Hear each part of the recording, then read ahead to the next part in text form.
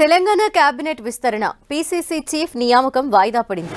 ఈ రెండు అంశాలని హోల్డ్లో పెట్టింది కాంగ్రెస్ హైకమాండ్. ముఖ్య నేతల మధ్య ఏకాభిప్రాయం కుదరకపోవడంతో వాయిదా వేసింది. రేపటి నుంచి ఆషాఢ మాసం ప్రారంభం కానుంది. దీంతో నెల రోజుల పాటు మంత్రివర్గ విస్తరణ, కొత్త పీసీసీ చీఫ్ నియామకాన్ని నెల రోజులు వాయిదా వేసింది. నెల తర్వాత మరోసారి చర్చించి నిర్ణయాన్ని తీసుకోనున్నారు.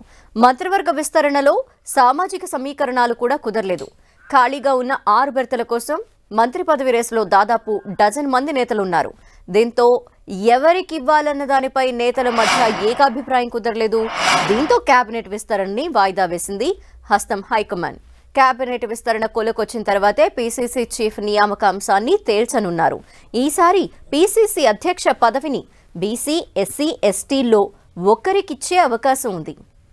ప్రస్తుతం ఢిల్లీలో ఉన్న సీఎం రేవంత్ రెడ్డి కేబినెట్ విస్తరణ, పీసీసీ చీఫ్ నియామకంపై ఏఐసీసీ చీఫ్ మల్లికార్జున ఖర్గేతో చర్చించారు. తన అభిప్రాయాలు అధిష్టానానికి చెప్పారు.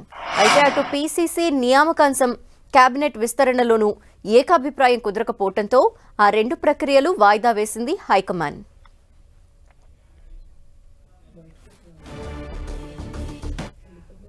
మరిన్ని డీటెయిల్స్ మా ప్రతినిధి ప్రతాప్ అందిస్తారు. ప్రతాప్,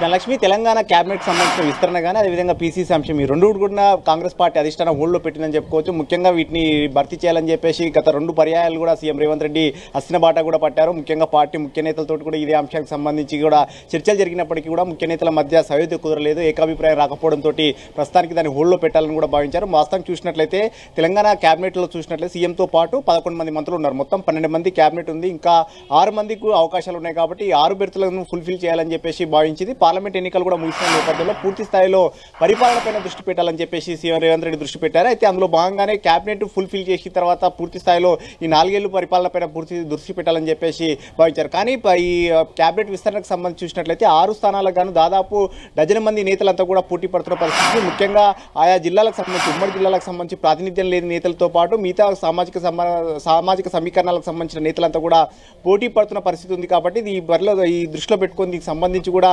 నేతలంతా కూడా చాలా వరకు అన్ని డిస్కషన్ చేశారు. ప్రధానంగా చూసినట్లయితే ఉమ్మడి ఆదిలాబాద్ జిల్లాలో ప్రేమ్ సాగర్రావుతో పాటు గడ్డం వివేక్ ఇద్దరు కూడా పోటీ పడుతున్నారు. అయితే ఉమ్మడి ఆదిలాబాద్ జిల్లాలో ఇప్పటివరకు కూడా ఎవరికి క్యాబినెట్లో స్థానం లేదు కాబట్టి ఆ జిల్లాకు ప్రాతినిధ్యం కల్పించాలని భావించినప్పటికీ అక్కడ ఇద్దరు నేతలు పోటీ పడుతున్న పరిస్థితి ఉంది. ఇక నిజామాబాద్ జిల్లాకు వచ్చేసరికి అక్కడ పెద్ద ఇప్పుడు బోధన ఎమ్మెల్యేగా ఉన్న సుదర్శన్ రెడ్డి కూడా పోటీ పడుతున్న పరిస్థితి ఉంది. అయితే వీటితో పాటు అదేవిధంగా మిగతా జిల్లాలకు సంబంధించి చూసినట్లయితే నల్గొండ నుంచి కొమ్మటిరెడ్డి రాజగోపాల్ రెడ్డి కానీ, అదేవిధంగా లంబాడి సామాజిక వర్గానికి ఎవరికి క్యాబినెట్లో స్థానం లేదు కాబట్టి ఖచ్చితంగా లంబాడి సామాజిక వర్గానికి కూడా సామాజిక సమీకరణాలు చాలా ఇంపార్టెంట్ కాబట్టి ఖచ్చితంగా సామాజిక సమతూకం ఉండాలని చెప్పేసి కాంగ్రెస్ పార్టీ భావిస్తుంది. అందులో భాగంగా లంబాడి సామాజిక వర్గం చూసినట్లయితే అక్కడ బాలునాయక్ కానీ లేదంటే కన్నా నెహ్రూ నాయక్ ఇక్కడ ఉమ్మడి వరంగల్ జిల్లాల నుంచి కూడా గెలుపొందిన ఎమ్మెల్యేలు ఎవరికి ఇవ్వాలని కూడా భావిస్తున్నారు. సో ఈ పరిస్థితుల నేపథ్యంలో అట్లా క్యాబినెట్ కూర్పు చేయాలంటే కనుక కాస్త క్లిష్ట పరిస్థితి నెలకొందని చెప్పుకోవచ్చు.